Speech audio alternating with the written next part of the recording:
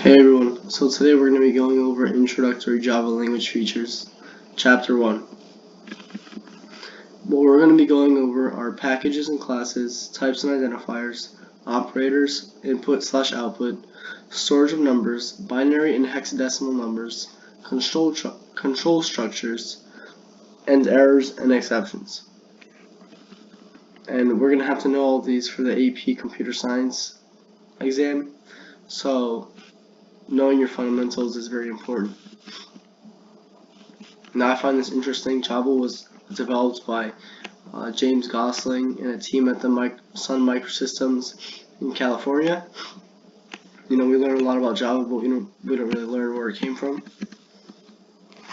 So starting with packages and classes. A typical Java program has user-defined classes whose objects interact with those from Java class libraries. So basically, every Java program is going to need a package. If you don't have a package, it's going to give you an error.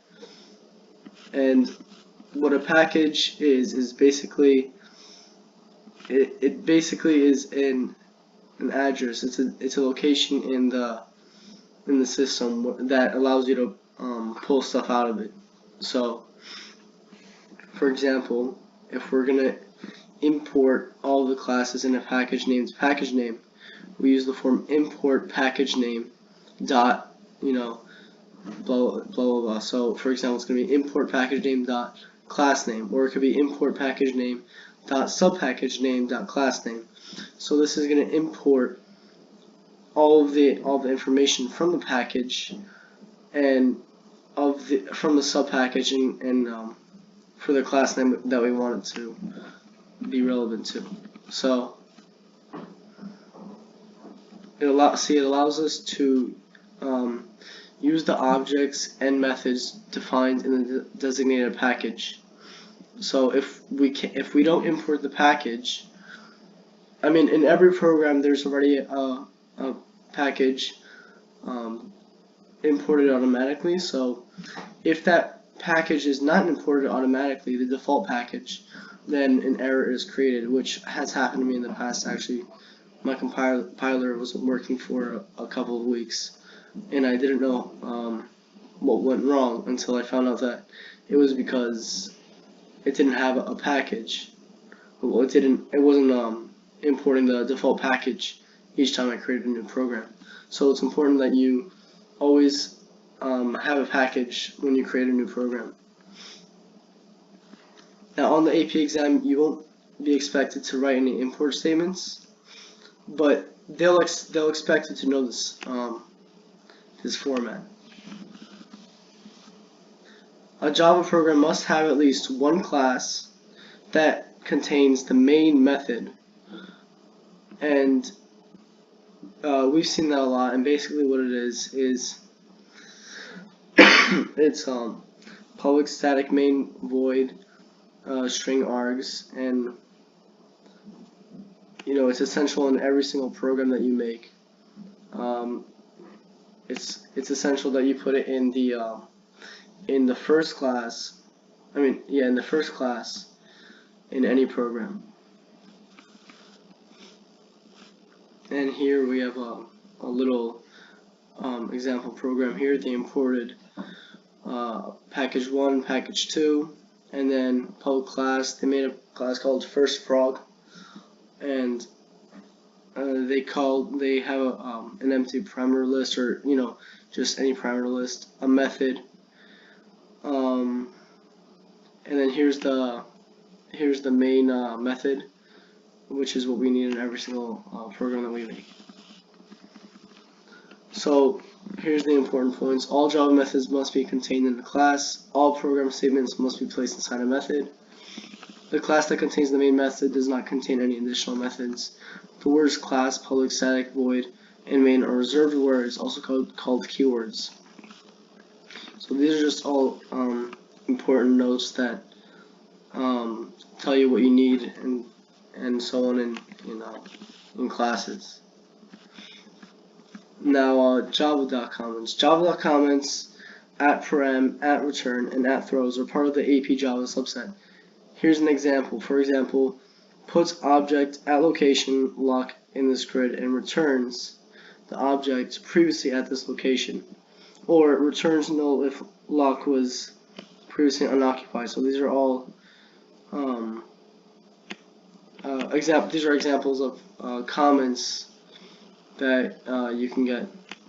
So for example, the no pointer exception, we've seen that a lot, and we've seen that error comment a lot. And this is just public e put.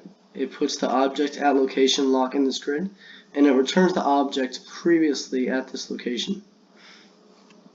So, and it's going to return null if lock was previously unoccupied. Now let's go on to types and identifiers. So what an identifier is, it's a name for a variable, parameter, constant, user-defined method, or user-defined class. So it basically it's a sequence of letters, digits, and the underscore character. Identifiers can't begin with a digit. They're case sensitive. So age and age would be different if the A in this one was capital and this is lowercase.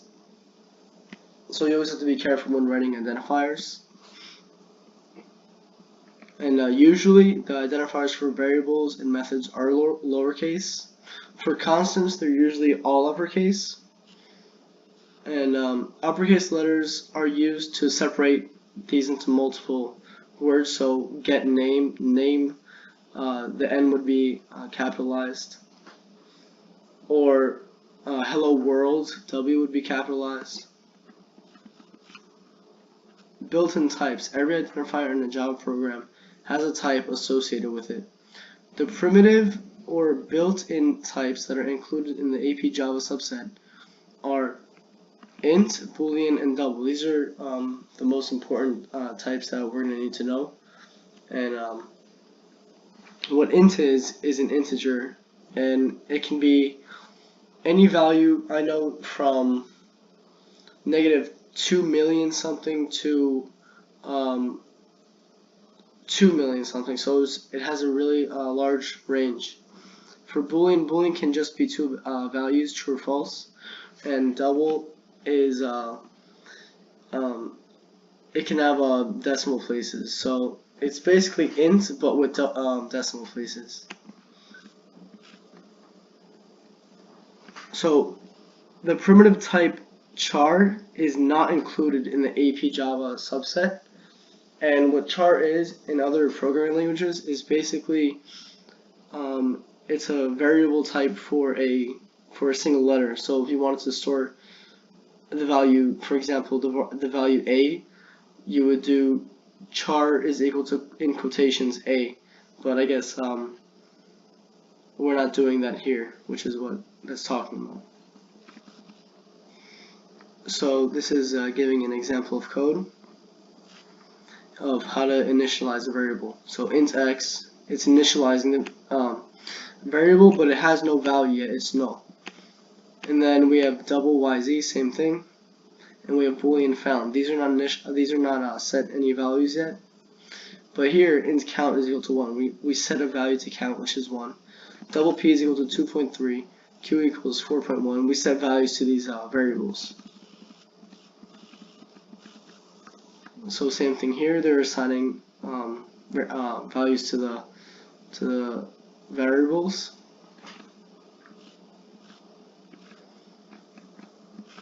They're just showing a couple of examples of, for example, here this is casting a variable. So what this does is it's going to convert cost into, see, cost started out as a double. And when you put in parentheses int before cost, you're going to cast it and basically convert it from a double into an integer. So here it's int num dollars is equal to int cost plus 0.5. So that's going to make cost a well, cost was set equal to what? Yeah, so cost was set equal to 10.95. So once you set it cost plus 0.5 is going to be 11.45. Now, once you set it, you convert it into an integer, what's going to happen is that it's going to round to the nearest value, and in this case, the nearest value is going to be 11. So it's going to have the value of 11 instead of 11.45 because it was converted into an integer. Now, if we want to round a negative number to the nearest integer, you make a double equal to negative 4.8.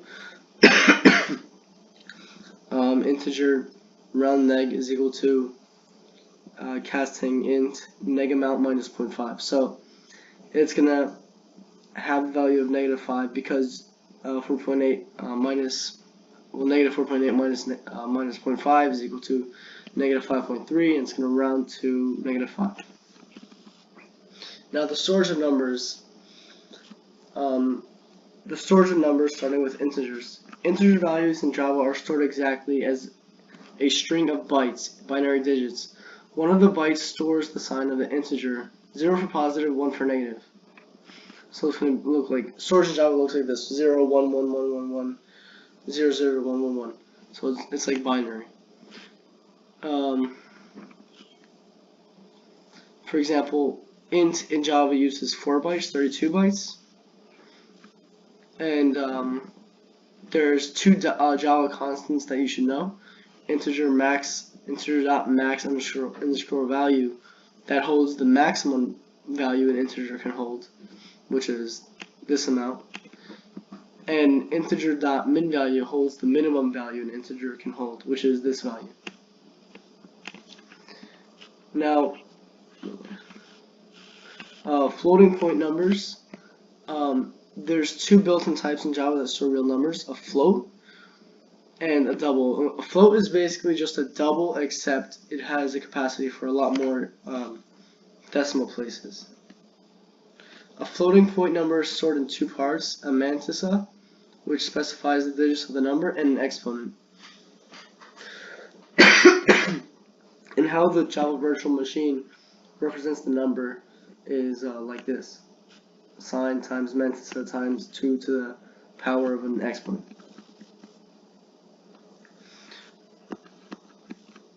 So when floating point numbers are converted into binary, most cannot be represented exactly, leading to a round-off error.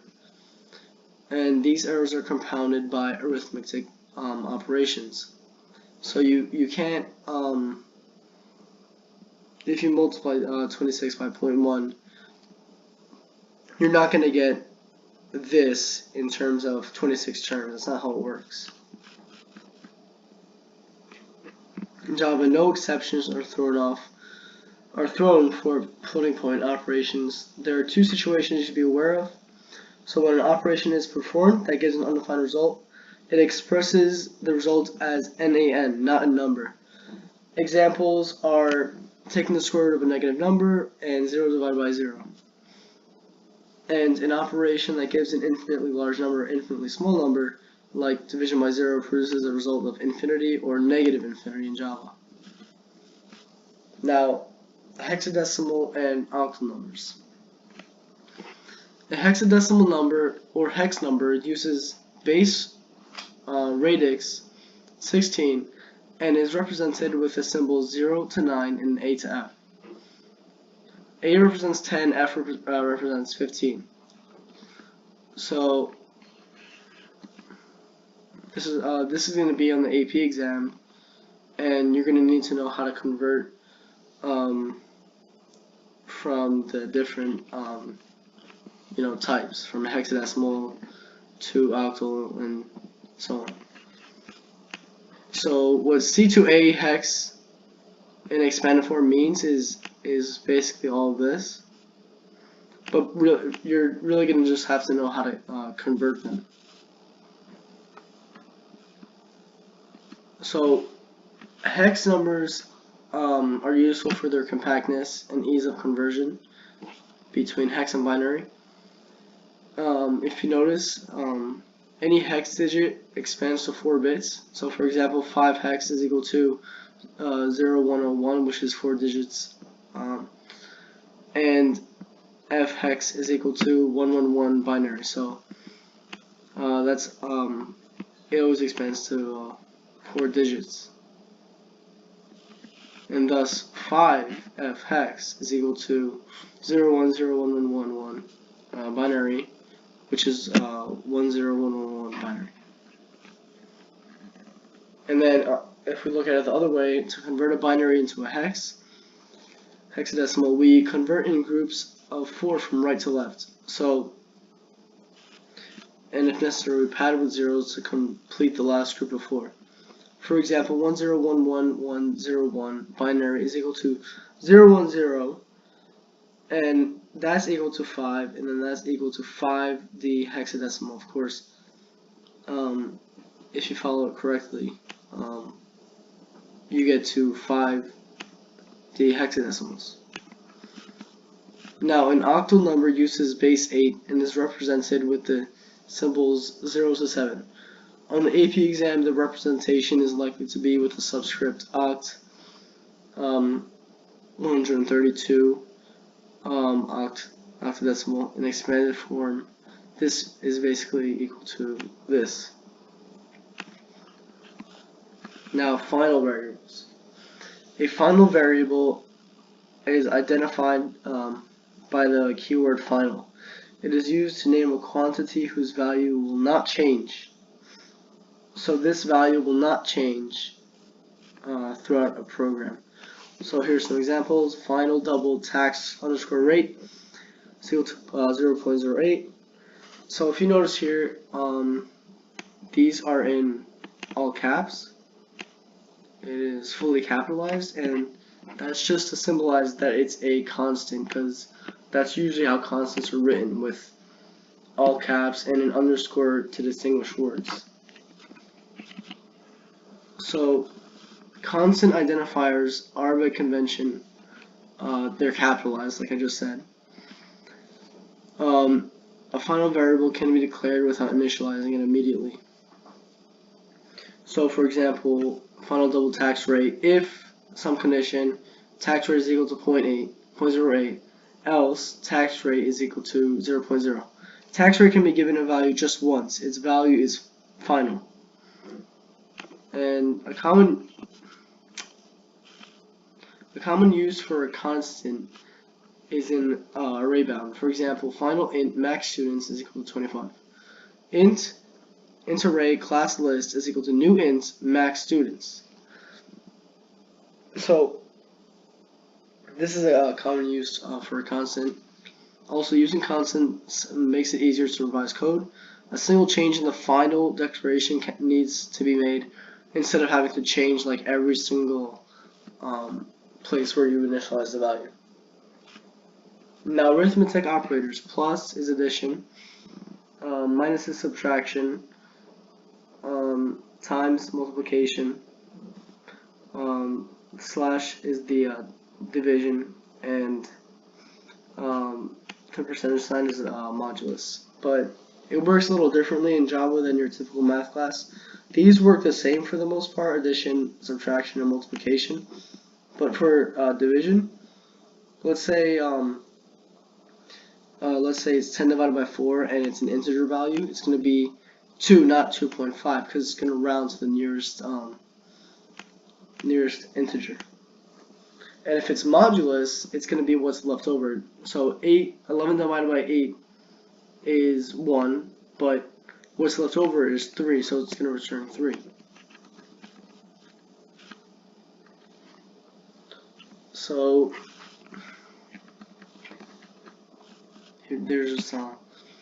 here's some basic rules telling you where to be careful. And so for example, be careful with this, because double 3 divided by 4 is going to equal 0. And casting an int, 3 divided by 4 is also going to equal 0. So just be careful how you cast your values in Java, because sometimes some weird stuff like this can happen. So you always want to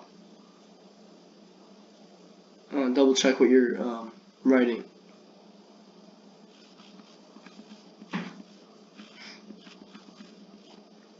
Now, the arithmetic operators, they follow the normal precedence rules, which is the order of operations, PEMDAS, whatever you like to call it.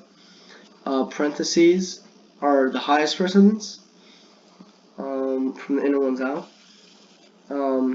These are the second highest precedence, and then plus and minus are the third highest, which is the lowest. So these are going to be performed last, these second to last, and these first. So 4 times 3 plus 2 is equal to 14. It's not going to be 3 plus 2 first, because if we did that, it'd be 4 times 5, which is not equal to 14. It's 4 times 3 first, which is equal to 12. 12 plus 2 is equal to 14. And casting has a precedence over all these operators. So in this expression, double 3 divided by 4, 3 is cast to a double before the division is done, not after. Now relational operators. Relational operators are used in Boolean expressions that evaluate true or false. So basically, double equal sign equal to, not equal to, greater than, less than, greater than or equal to, less than or equal to. So these are the operators we're going to be mostly using in, for example, if statements and for Boolean values and Boolean expressions.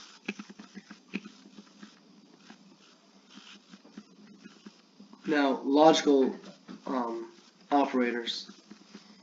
Logical operators are, for example, the exclamation point is, the meaning is not, and double and sign is and double, the double lines is or. So if this is true and this is false, it will be true as a whole. But if this is true and this is false, they will be false as a whole. So that's the difference between these two logical operators. And as for this, it basically reverses the value. So if this is true and you put an exclamation point here, it's going to be false. So we can see that here for and. True and true equals true. True and false equals false. False, true, false. False, false, false. For the or is true, true, true. True, false, true. False, false, true. Oh no. It's yeah, for false, true, true. False, false is false. And then for not, if it's true, it's gonna be false, and false is gonna be true.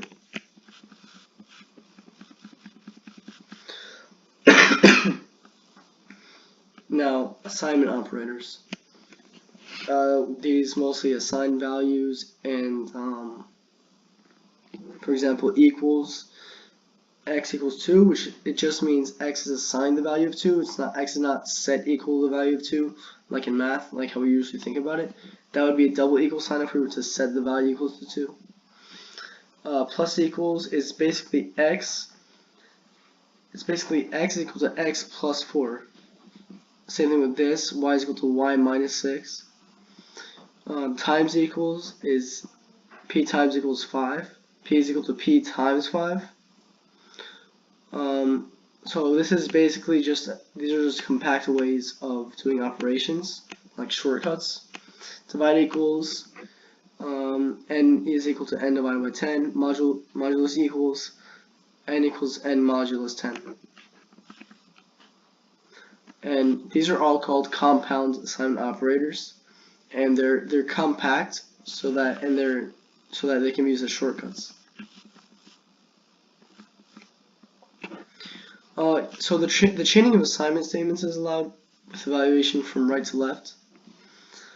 So you can basically do a chain where you initialize next, prev, and sum as integer values, and then you set these all equal to 0.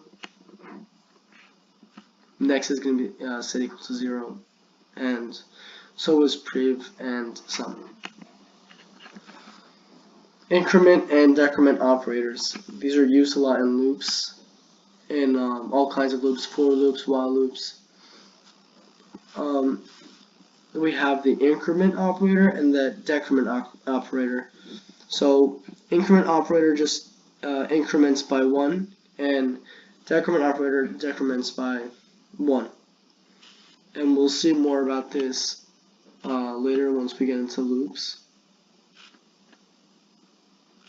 Basically, if I is equal to 1 and I increment I, it's just going to be equal to 2. So this just goes over the highest to lowest precedence.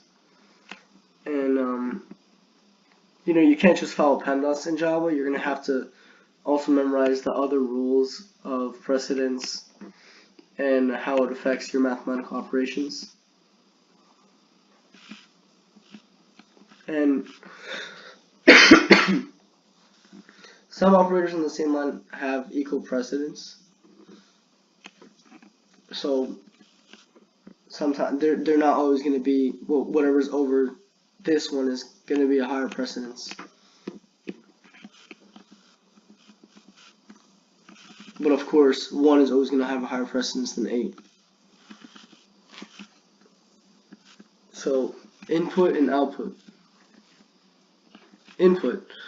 So basically, the basics of a Java program is that you're going to want to get a user to input something, or maybe you're going to input something and you want to have a specific output in mind. So there's many ways to provide input into a program. User input is not a part of the AP exam, but reading input is a necessary part of a question on the AP exam. So it's going to look something like this. Double X is equal to call to a method that reads a floating point number. So it's going to call to a method that does this. Or you could just do, you know, io.readdouble, which is the method that's just going to do this operation, and which reads the user input. Now the output. One example of output is system.outprint. It's outputting whatever we type in the parentheses. So system.out allows outputs to be displayed on the screen. The most common type of system.out is system.outprint or print line, and these just print out things onto the screen. And the difference between print line and print is that print line is going to go to the next line when it prints something. Print is just going to print all on the same line.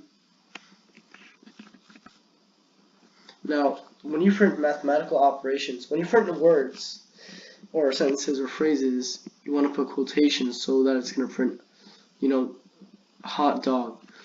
But when doing mathematical operations, it works a little differently. So when you print 7 plus 3, it's going to print 10.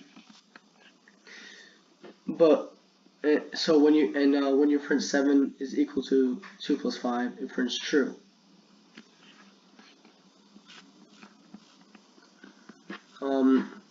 So when you print x, it's going to print 27 because x equals to 27. And in Java, you can, when using system.outprint, you could use the plus, you know, quotations, and then cut it off, and then plus something else. For example, in this case, it was x, to add in whatever you want to output as well here. So in this case, it was x, so it's going to be value of x is, and then it was plus x, so is 27.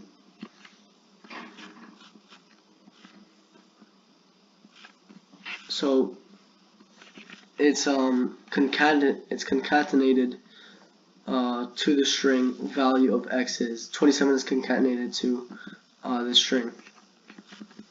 Escape sequences.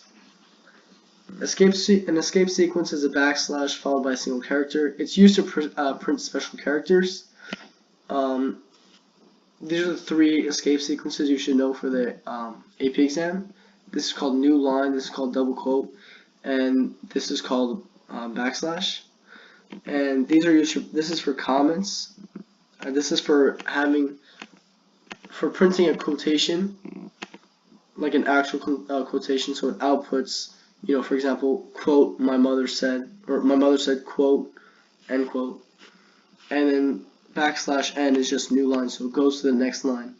So in this example, if it just printed hot, backslash n, dog would be printed to the next line as it is now, instead of printing it twice.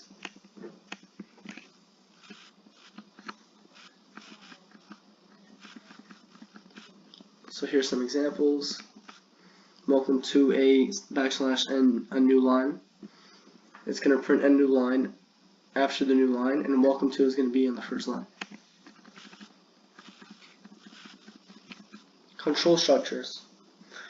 Control structures are the mechanism by which you make the statements of a program run in non-sequential order. There are 2 general types, decision-making and iteration. So, decision-making control structures. These include the if, else statements, switch statements. They introduce a decision-making ability into a program based on the truth of a value of a Boolean expression. Switch is not a part of the AP exam, but it's common for other uses in programming. We just don't go over it for the AP exam. So the if statement. How this works is you put if, and in the parameters you put a Boolean expression that would evaluate it could evaluate to true or false, and then you would just put statements here that would execute if this was of the indicated Boolean value. If not, it wouldn't execute. So the statements will be executed if it is true. If not, it will not be executed. If else, let's say it's not true. If it is true, it's just going to execute it. But if it's not true, it's going to go to else, and then it's going to execute this. So nested if statements. It's an if statement. If the statement is part of an if statement, is itself an if statement, the result is a nested if statement.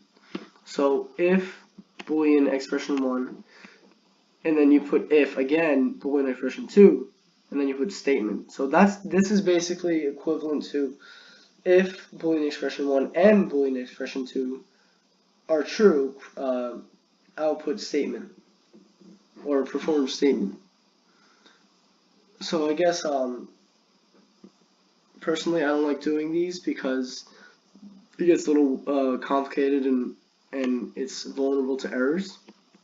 But if that's your style, that's fine as well. You can always do it like this as well.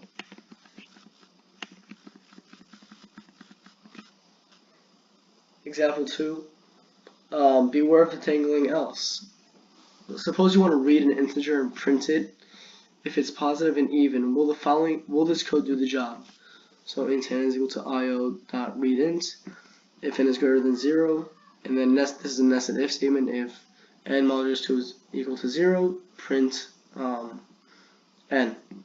Else print n plus is not positive. So n is not positive. So let's say you enter 7 and you get the output 7 is not positive. You're going to be surprised.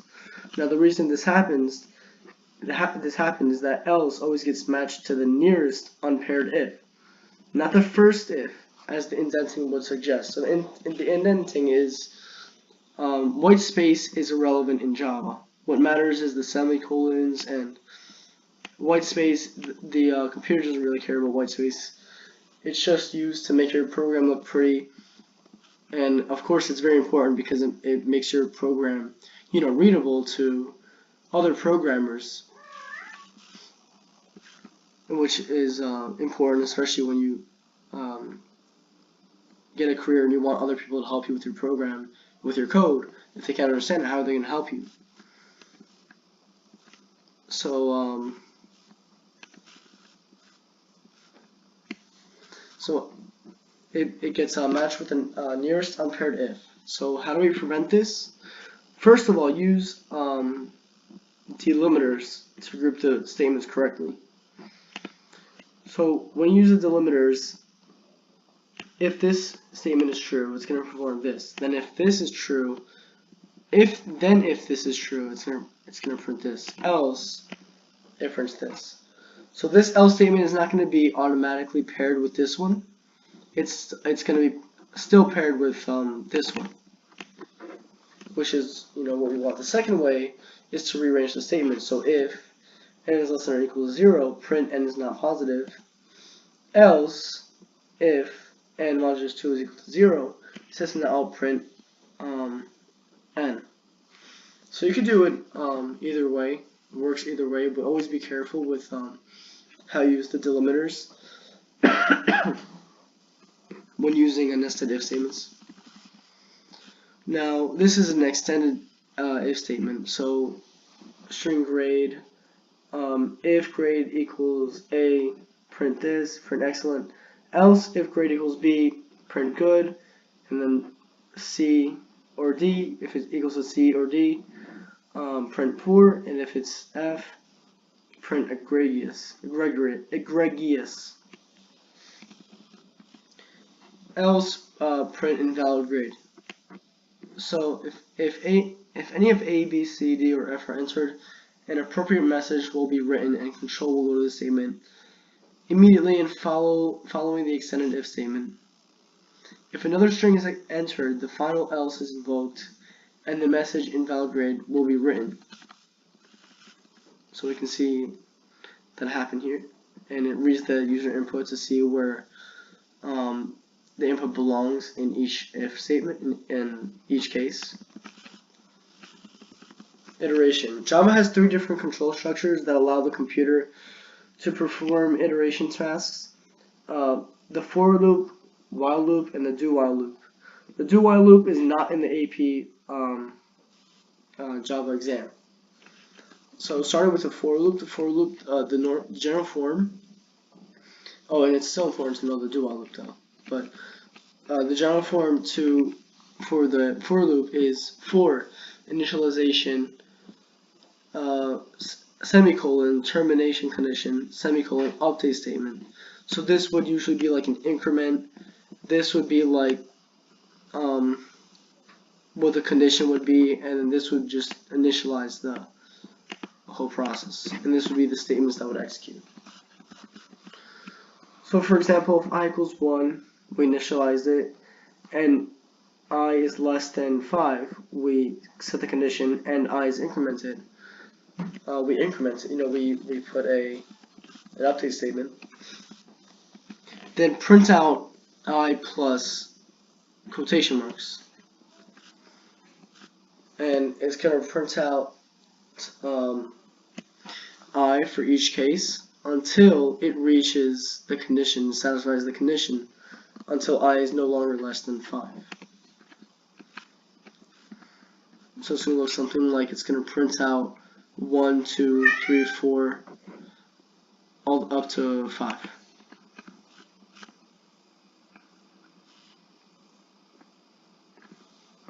So example 2, for k equals 20, and k is greater than or equal to 15, and k is decremented, print k plus quotation mark. This is just a space. This is a white space to separate each value.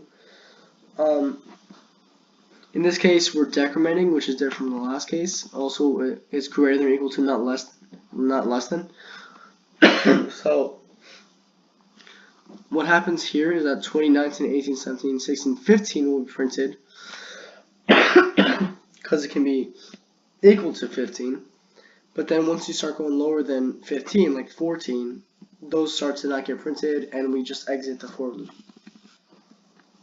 This one and this one, j is equal to 2, j is less than or equal to 10, j plus equals 2, print j. It's going to print 2, 4, 6, 8, 10, because we're incrementing by j plus 2 each time. And it's going to stop at 10 and won't go any higher. Now, the for each loop. This is used to iterate over an array or collection, and we're going to learn about arrays later. We have learned about arrays, but in terms of the sequencing of the chapters in chapter 1, we didn't learn about arrays. The general form of the loop is for some type element for each collection. So this is a for each statement, and it's gonna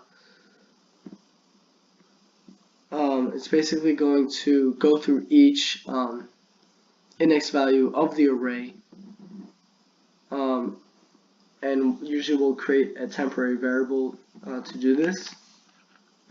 So this is read as for each element of type, some type in collection. What this does is it outputs all elements of, what this does is for int element for each array, it's going to output all elements of array, one per line, because it goes through each index value, printing out each one. And element is just a temporary variable we created, and we're going to print out element, and that's going to print out every value at each index value in array, in R. So the for each loop cannot be used for replacing or removing elements as you traverse, and so it doesn't change the array as you go along. And the loop hides the index variable that is used with arrays. The while loop. The general form of the while loop is while Boolean test. It performs the statements. Now, Boolean test is performed at the beginning of the loop. If it's true, the statements get executed. Otherwise, control passes to the first statement following the loop. After execution of the loop body, the test is performed again. If true, the loop is executed again, and so on. So, for example, int I equals 1, and molt3 is equal to 3. So while molt3 is less than 20, it's going to print molt3. It's going to increment I. Molt3 times equals I. And it's going to keep going until it satisfies the condition. So it's going to do 3, 6, 18. Prints out 3, 6, 18. It is not possible for the body of a while loop to be never to be executed. It is possible for this to happen. This will happen if the test value is false the first time. So if it's false, it just will never execute. Disaster will strike in the form of an infinite loop. Be careful of these, because this can happen if the test is never false. So always make sure that it's going to exit at some point in time. Let's look at this example. Int power 2 is equal to 1, while power 2 is not equal to 20. Prints out power 2. Power 2 times equals 2.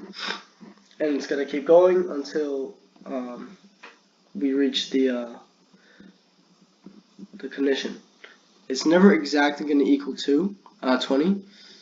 The loop will grinds merrily, whatever that means, along, eventually causing an integer overflow. So it's because it's never going to equal 20, it's just going to keep going on and on.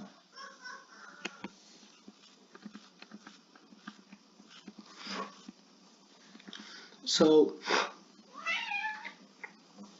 these are just some more examples. Let's look at this example. Final int sentinel is equal to -999.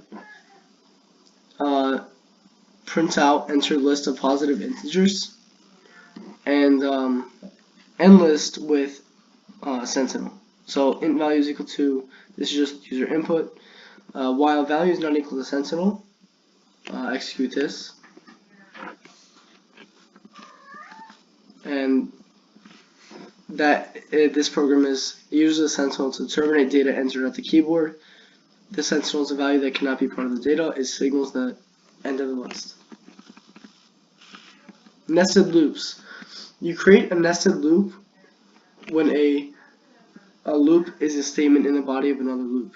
So, for example, for int k is equal to 1, k is less than or equal to 3, and k plus plus, so k increments. And then for int I equals 1, int is less than or equal to 4, I increments. And we print out this star. And then what this is a nested loop. So it's similar to the nested if statements, but what's going to happen is this is going to print out, this is going to execute until it satisfies its condition, and then k is going to increment, and it's going to repeat and until it satisfies the condition again, until this case, once this case is satisfied, the whole all the loops exit.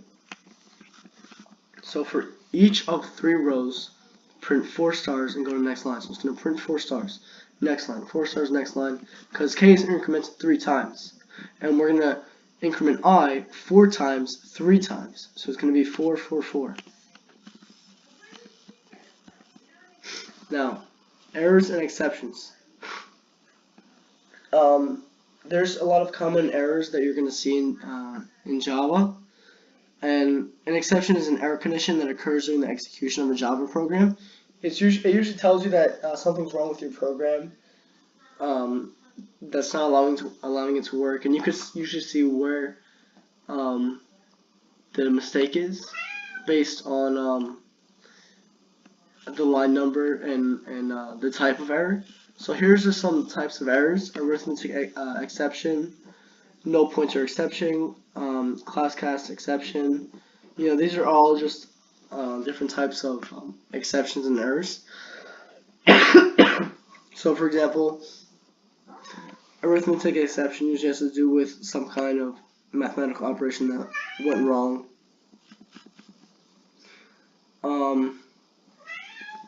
For example, if num score is equal to 0, throw new arithmetic exception can't divide by 0, else find the average score.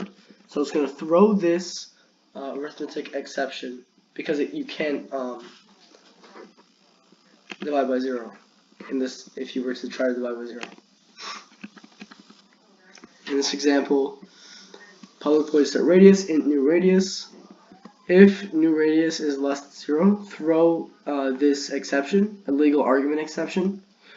Radius cannot be negative, so if the radius was negative, it would throw this exception.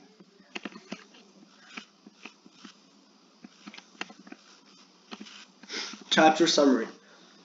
So be sure that you understand the difference between primitive and user-defined types, and between the following types of operators: arithmetic and relational, logical, and assignment. Know which conditions lead to what type of errors. You should be able to work with numbers, know how to compare them, and how to convert between decimal, binary, and hexadecimal numbers. Know how integers and floating point numbers are stored in memory, and be aware of the conditions that can lead to round off errors. So remember that how they're stored off in memory. You should know the integer constants, integer.min value and max value. Be familiar with each of the following control structures: conditional statements, for loops, while loops, and for each loops. And be aware of the AP exam expectation concerning input and output, which is basically, it's not going to ask you to put any input in, but you're going to have to know how to read it. Now, on to the questions. So, let's start with number 1. Which of the following pairs of declarations will cause an error message? Let's look at each one. So we have double x is equal to 14.7, int y is equal to x. Will this cause an error? And yes, it will. And this is because x is converted into an integer, so it's not cast. We need to cast it if we were to do this, and because of this, the program is basically not going to accept it, and it's just going to cast out an error. Let's look at 2. Now in this case, int y was set equal to x, but x was casted to become an integer, so we could initialize it in this sense. So this is valid, and int x equals 14, double y is equal to x. We can do this because it is in the capacity of the double type. So 3 is valid. So that leaves us with B. Only 1 will create an error message. Now,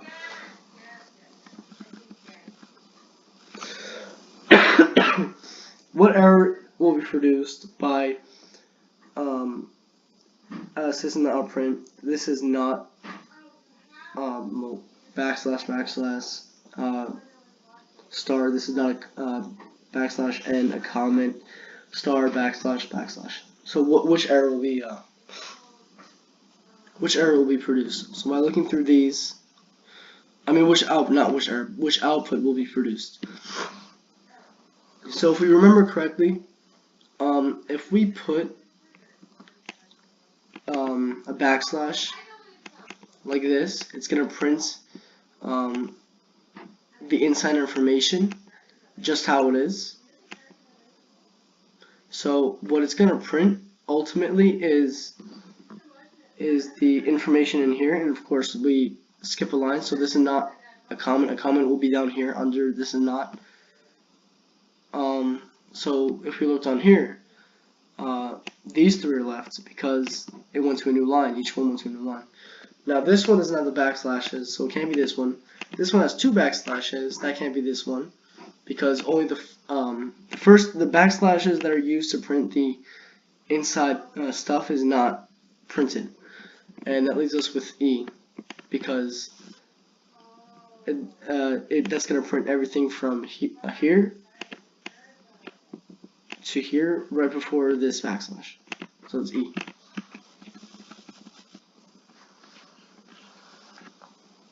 Three, consider the following code statement.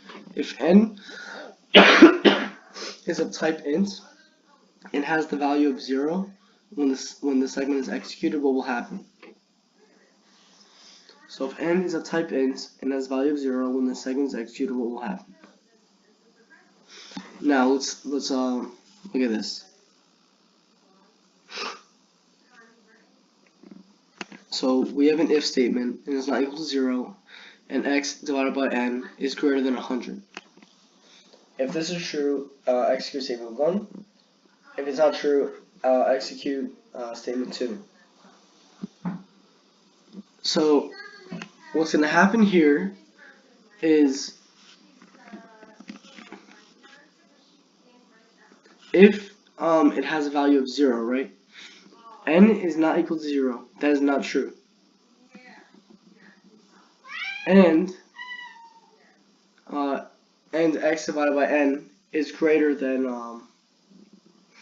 100. That's not true either. So because these are both not true, it's going to evaluate to false. And then else execute statement 2. So will an arithmetic exception be thrown? No, it will not, because everything seems fine here. Will a syntax error occur? No, everything seems fine, as we just said. Now, statement 1 but not statement 2 will be executed. Is this true? Could be. Let's go back to it. Statement 2 but not statement 1 will be executed. Now, at the value of 0, if it's the value of 0, this is not true. So this is wrong. And neither statement 1 or statement 2 will be executed. Control pass to the first statement following the if statement. This is not true either. So the answer is C.